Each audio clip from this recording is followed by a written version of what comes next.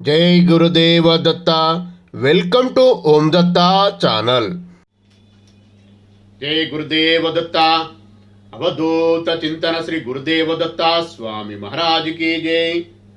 దత్త బంధువులందరికీ, ఆత్మ బంధువులందరికీ నమస్కారము.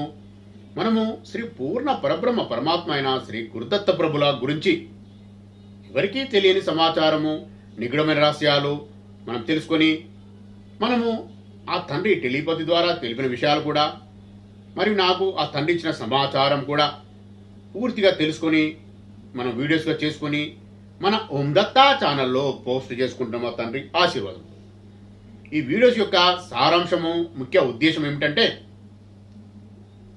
జ్ఞాన సముపార్జన చేసుకొని 26 దైవిక లక్షణాలు అలవర్చుకొని దత్తయోగ సాధన చేసుకొని మన జన్మ చరితార్థం చేసుకొని ఉత్తమ జన్మలు తీసుకొని ముందుకెళ్ళాలనే లక్ష్యం అండి. ఈ విషయం అర్థం చేసుకొని ప్రశాంతంగా ఈ వీడియోస్ అన్ని వీక్షించి మీరు కూడా ప్రశాంతమైన జీవితం గడిపి జీవన్ముక్తులు కావాలి. దత్తార్పణం. జై గురుదేవదత్త. టాపిక్కి వెళ్దామండి. ఇప్పుడు మనం చేసుకోబోయే టాపిక్ ఏంటంటే, ఆల్రెడీ మనం మాట్లాడుకున్న టాపికే. మెయిన్ హెడ్డింగ్ మాత్రం కర్మలు, పునర్జన్మలు. సబ్ హెడ్డింగ్ ఏంటంటే, జీవుడి జన్మ రహస్యము ఏంటంటే దైవత్వాన్ని పొందడమే. ఈ విషయంలో ఈ వీడియో ఉంటుందండి.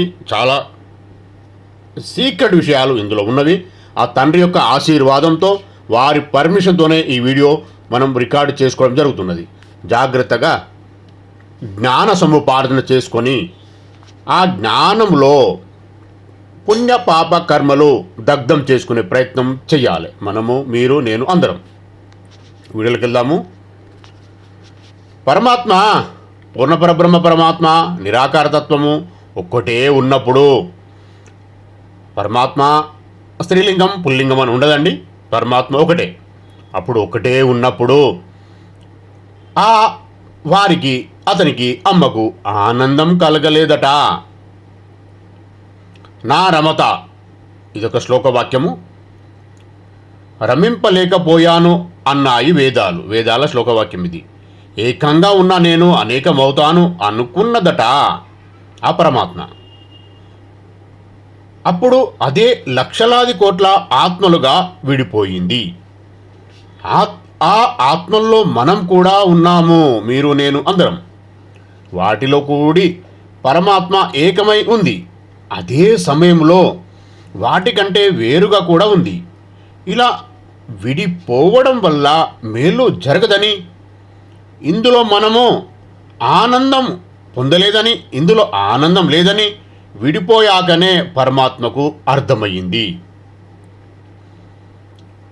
మళ్ళా అన్నిటికీ మళ్ళీ అన్ని ఆత్మలను కలుపుకోవడానికి పరమాత్మ ప్రయత్నం చేసింది. కానీ ఈసారి పరమాత్మ సంకల్పానికి ఆ విడిపోయిన ఆత్మలు లొంగలేదు. అవి మళ్ళా ఒక్కటిగా కలవలేదు. కలవడానికి ఇష్టపడలేదు. వాటిలో వ్యష్టి అహంభావం ప్రభావించింది. ఇదే అహం అంటే, అహం ఇంత ప్రాబ్లం చేస్తుంది, అర్థం చేసుకోవాలి. వాటికి సొంత వ్యక్తిత్వం వచ్చేసింది. అతికి తెలివి. వాటికి సొంత వ్యక్తిత్వం వచ్చేసింది. సొంత సంకల్పాలు, కోరికలు ఏర్పడ్డాయి అజ్ఞానముతో. కనుక పరమాత్మ సంకల్పం నెరవేరలేదు. తాము పరమాత్మ కంటే ఇంకా తక్కిన ఆత్మల కంటే భిన్నమని తలవడం చేత ఆ కోరికలు తగ్గ జన్మలు మొదలయ్యాయి. దాంతో పరమాత్మ వాటిల్లో కొన్నిటికి ఏ సాధన షరతులు లేకుండా మోక్షాన్ని ప్రసాదింపచేసింది. మోక్షస్థితి వల్ల ఆ ముక్తాత్మలకు గొప్ప శక్తులు ప్రాప్తించాయి. ఆ ముక్తాత్మల్లో కొన్ని శక్తులను, వాటికి వచ్చిన శక్తులను చూసుకొని గర్వించి పరమాత్మనే ఎదిరించాయి. అందుకు పరమాత్మ కోపించి వాటిని శపించింది. ఆ శాప ఫలితంగా ఆ ఆత్మలు రాక్షస జాతికి ఆద్యులయ్యారు. తమను శపించినందుకు వారు పరమాత్మ మీద, దాని భక్తుల మీద పగబట్టారు. కానీ ఆ పగ ఏనాటికి తీరేది కాదు. అలా వారు శాశ్వతంగా దైవశత్రులయ్యారు. పరమాత్మ శాప ఫలితంగా ఆ శాప్తాత్మలకు వికార రూపాలు ప్రాప్తించాయి. వారి శక్తులు అసలైన శక్తులు కాకపోగా మాయాశక్తులు నకిలీవి కనికట్టు శక్తుల్లాగా మారాయి.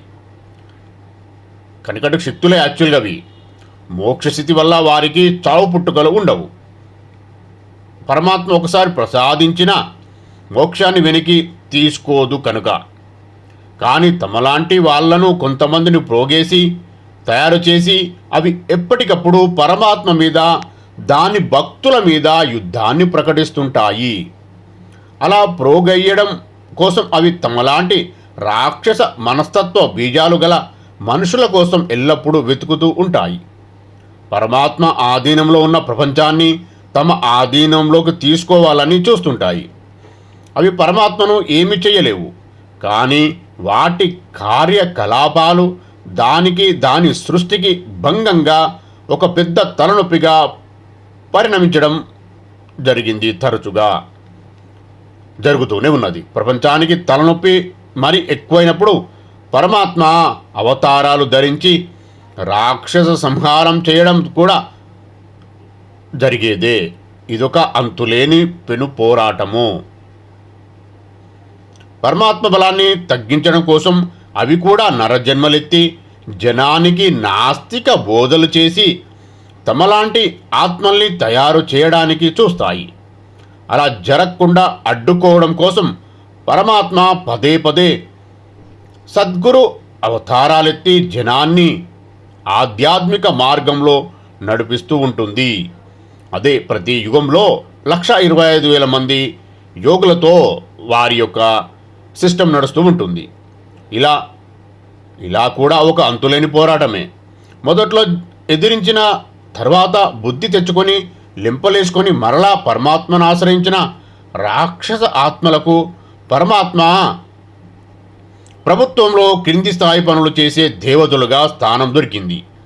వారే రోగ దేవతలు, చెడ్డ నక్షత్రాలు, పాపగ్రహాలు మొదలైన వారు. హింసాత్మక పరపీడన స్వభావం గల ఆత్మలకు తగిన ఉద్యోగాలవి.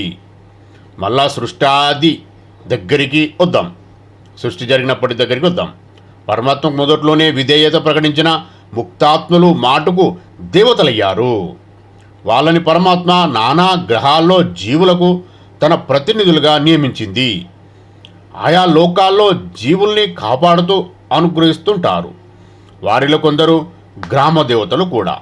ఎక్కడైతే గ్రామ దేవతలకు పూజలు జరగవో అక్కడల్లా భూత పిశాచ రాక్షస కీడు పెచ్చరిల్లిపోతుంది. ఈ దేవతలకు ఆ రాక్షసులకు నడిమి పోరాటం కూడా శాశ్వతమే. అప్పట్లో మోక్షస్థితి ప్రసాదించబడక తటస్థంగా ఉండిపోయిన మనలాంటి ఆత్మలను పరమాత్మ పరిమిత ప్రతిభలు గల జీవులుగా మార్చింది. తద్వారా వీరు మరలా జన్మలెత్తుతూ తమ కోరికలు తీర్చుకుంటూ ఉన్నారు. మనం తక్కిన ఆత్మల నుంచి విడిపడిపోయామన్న స్పృహ, మానసిక లోటు మనకు కూడా ఎక్కడో అంతరాంతరాల్లో ఉన్నాయి. అది ఆత్మకు తెలుసు. అయితే తిరిగి ఏకమవ్వడానికి మనం ఎంచుకునే మార్గం సంభోగం. ఇది అసలు దానికి నకిలీ. ఈ కోరికల వల్ల కోరికలు తీర్చుకోవడం ద్వారా కర్మఫలాలు, ఆ కర్మఫలాల ద్వారా మళ్ళీ జన్మలు, కొత్త జన్మల్లో మళ్ళీ కొత్త కోరికలు. ఇది మన పరిస్థితి. ఇలా ఇరుక్కుపోయాము. ఇలా జన్మలెత్తి అవకాశం ఇచ్చినది కూడా పరమాత్మే. ఇలా జన్మలెత్తే అవకాశము కూడా ఇచ్చింది పరమాత్మే. ఇలా ఉత్తరోత్తర మంచి జన్మలెత్తుతూ మళ్ళా ఏదో ఒకనాడు జ్ఞానం ద్వారా కైవల్యాన్ని పొంది మనం తనలో లీనం కావాలనేది పరమాత్మ సంకల్పం. అయితే ఒకప్పుడు బేషరతుగా మోక్షాన్ని ప్రసాదించడం వల్ల వాటిల్లిన నష్టాన్ని దృష్టిలో ఉంచుకొని పరమాత్మ ఈసారి అలా చెయ్యకుండా మోక్షానికి చాలా కఠినమైన నియమ నిబంధనలు ఏర్పాటు చేసింది. జీవాత్మలు జన్మనెత్తి సుఖంగా జీవించడం కోసం అవసరమైన ప్రాకృతిక భౌతిక లక్షణాలు గల ప్రపంచాలను పరమాత్మ నిర్మించి ఇచ్చింది. అంటే మనం జన్మ ఎత్తినది ఈ ప్రపంచాన్ని ఇందులోని భోగాలను అనుభవించడానికి కాదు. దీన్ని ఆలంబనగా చేసుకొని మన యొక్క ఇదివరకటి దేవతా స్థితికి తిరిగి వెళ్ళడం కోసమే. ఆ స్థితిని అందుకున్నాక మానవ లోకపు సుఖ సంపదలు పెంటతో సమానంగా తోస్తాయి. దీనిని అర్థం చేసుకోవడానికి మనం 3 ప్రధాన కోణాలు పరిశీలించాలి. అనాది సిద్ధాంతం. హిందూ సనాతన ధర్మం ప్రకారం సృష్టికి ఒక మొదలు అంటూ ఏది లేదు. దీనికి అనాది అంటారు. అంటే దీనికి అది ప్రారంభం లేదు. కర్మ మరియు జన్మల బంధము కోడి ముందా గుడ్డి ముందా అన్న సమస్య ఉంటుంది. అంటే కర్మలు ముందు పుట్టాయా జన్మ ముందు వచ్చిందా అనేదానికి ఇది వివరణ. విత్తనం నుండి చెట్టు ఇది వస్తూ ఉంటుంది. సృష్టి జరిగినప్పుడు జీవులన్నీ కొత్తగా పుట్టరావు. గత కల్పంలో మునుపటి సృష్టి చక్రంలో మిగిలిపోయిన కర్మలు వాసనలు ప్రళయకాలంలో ఈశ్వర సంకల్పంతో సుషుప్తి నుండి ఈ స్థితిలోకి వస్తాయి. మూల కారణం. ఒకవేళ తర్కం కోసం మనం ఆలోచిస్తే అవిద్య, తనను తాను పరమాత్మగా గుర్తించలేకపోవడం. ఈ జ్ఞానం వల్ల జీవుడు తనను తాను ఒక శరీరంగా భావిస్తాడు అహంకారంతో. ఈ అహంకారం వల్ల కోరికలు రాగద్వేషాలు పుడతాయి. కోరికల వల్ల పనులు కర్మలు చేస్తాడు. ఆ కర్మఫలాన్ని అనుభవించడానికి జన్మ ఎత్తుతాడు.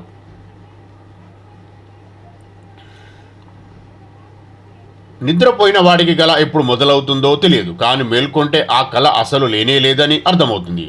అలాగే జ్ఞానోదయం కలిగినప్పుడు జన్మ కర్మ అనే చక్రం కేవలం ఒక భ్రమగా కనిపిస్తుంది. బీజాంకుర న్యాయం. మొదటి జన్మ ఏది అన్న ప్రశ్నకు మన పూర్వీకులు ఈ ఉదాహరణలో విడమర్చారు. మనసులోని వాసనలు మొదటి జన్మకు కారణం వెతకడం కంటే జన్మ పరంపర ఎలా కొనసాగుతుందో అర్థం చేసుకోవడం ముఖ్యం జ్ఞాన సముపార్జనలో భాగంగా. దీనికి మూలం మన మనసులో ఉండే వాసనలు, ఇంప్రెషన్స్. మనం చేసే ప్రతి పని మన మనసుపై ఒక ముద్ర వేస్తుంది. మరణించే సమయంలో మన చిట్ట చివరి కోరిక లేదా భావన అంత్యమతి మన తదుపరి జన్మను నిర్ణయిస్తుంది. ఆధునిక తర్కంలో దీని అర్థం ఏమిటి? శక్తి నశించదు, రూపాంతరం చెందుతుంది. అలాగే జీవుడిలోని ప్రాణశక్తి లేదా చైతన్యం కూడా కర్మ అనే శక్తి రూపంలో ఒక శరీరం నుండి మరొక శరీరానికి మారుతూ ఉంటుంది. వేదంలో అగ్నిర్యాద స్ఫులింగ అని ఒక మంత్రం ఉంది. అగ్ని నుండి స్ఫులింగములు అంటే అగ్గిరవ్వలు బయలుదేరి పైకి ఎగిరి వచ్చినట్లు పరమేశ్వరు నుండి జీవులు బయటకు వస్తున్నాయని ఉపమానం. యజ్ఞవాక్య స్మృతిలో కాల్చిన ఇనుపగుండు నుంచి స్ఫులింగములు వచ్చినట్లు అని తెలియజేశారు. అలా అనుకోకుండా వాటి ప్రయత్నం లేకుండా కొన్ని జీవులు ఆత్మలు బయటకు వచ్చేస్తూ ఉంటాయా? కాదు, అలా కాదు. పరమాత్మ ఆజ్ఞతోనే వస్తూ ఉంటాయి. మళ్ళీ అవి పరమేశ్వరులో లీనమవ్వాలంటే కఠిన సాధనతోనే సాధ్యం. దానికని మానవ జన్మ తీసుకోవాలి. సాధన కోసమే జన్మ తీసుకుంటారు. కానీ ప్రకృతి చేసే మాయలో పడి నానా వేషాలు వేస్తారు. సాధకులు ముక్తి పొందుతారు. సాధకులు మాత్రమే. మిగిలిన వారు పునరపి మరణం, పునరపి జననం ఈ చక్రం పడి తిరుగుతూ ఉండిపోతారు. జన్మ కర్మ పరిణామాల చక్రాన్ని అర్థం చేసుకోవడానికి మనం కర్మ సిద్ధాంతాన్ని గమనించాలి. మన ప్రస్తుత జీవితంలో ఎదురయ్యే అనుభవాలు, సమస్యలు, సుఖాలు అన్ని పూర్వజన్మల కర్మల ఫలితాలు.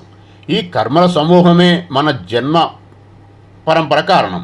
ప్రతి జీవాత్మ పూర్వ కర్మల ఫలితాల ప్రకారం పరిస్థితులతో ముడిపడి ఈ జన్మలో అవతరిస్తుంది. కానీ ఈ సూత్రాన్ని అంతరిక్షంలోకి తీసుకువెళ్తే ఒక ప్రశ్న రావాలి. ఈ చక్రం మొదట ఎక్కడి నుండి ప్రారంభమైంది? ఇంతకుముందు చెప్పుకున్న విషయమే. మొదటి జన్మకు పూర్వకర్మలు ఏమి ఉండవు కాబట్టి దానికి కర్మ కారణం లేదు కదా. శాస్త్రాలు, ఉపనిషత్తులు, పురాణాల ప్రకారం మొదటి అవతారణలో కర్మ కారణం ఉండదు. అది జీవాత్మ స్వభావం, స్వరూపం, దైవిక చైతన్యం ప్రకారం జరుగుతుంది. మొదటి జన్మ అనేది కర్మతో సంబంధం లేని స్వయం కృషి, సృష్టిలో అనాది శక్తి ద్వారా ఏర్పడినది. ఇంతకుముందు మాట్లాడుకున్న విషయానికి దీనికి కొంత వివరణ. అందువలన తర్వాతి ఎన్ని జన్మలకు కారణం పూర్వకర్మలే అయినా మొదటి జన్మకు కారణం కర్మ కాదు. అది జీవాత్మలోని స్వభావము. అదే పరమాత్మ. నిత్యమైన దివ్య చైతన్యం ప్రకృతిలోని స్వయంగత శక్తి కర్మచక్రం మొదటి ఉత్ప్రేరక కారణం వల్ల ప్రారంభమైంది. ప్రతి తర్వాత జన్మను ప్రభావితం చేస్తుంది. మనిషి జ్ఞానం కంటే పైగా ఇది జీవాత్మ యొక్క అంతరాత్మ స్వరూపము. అనాది నిత్యమైన శక్తి ద్వారా అనుక్రమంలో ఉన్న ఒక అవశేష శాశ్వత సూత్రం. కర్మ సిద్ధాంతం ప్రకారం ప్రతి జన్మకు కారణం గత జన్మల కర్మలే. మనకు పరమాత్ముడు ఇచ్చే జ్ఞానాన్ని అర్థం చేసుకోవాలి. స్వచ్ఛందంగా ఆయనకు సమర్పణ భావంతో ఉండి మనం ముందుకెళ్తే ఇవన్నీ సాధ్యమవుతాయండి. దైవత్వం పొందే మార్గము అర్థమవుతుంది. ఈ వీడియోలు ఇంతే అండి. మళ్ళొచ్చే వీడియోలో మనము మంచి దీనికి కొనసాగింపుగా మాట్లాడుకుందాం ఆ తండ్రి యొక్క ఆశీర్వాదంతో. దత్తార్పణం. ఈ వీడియో గనుక మీకు నచ్చినట్లయితే లైక్ చేయండి, షేర్ చేయండి, సబ్స్క్రైబ్ చేయండి.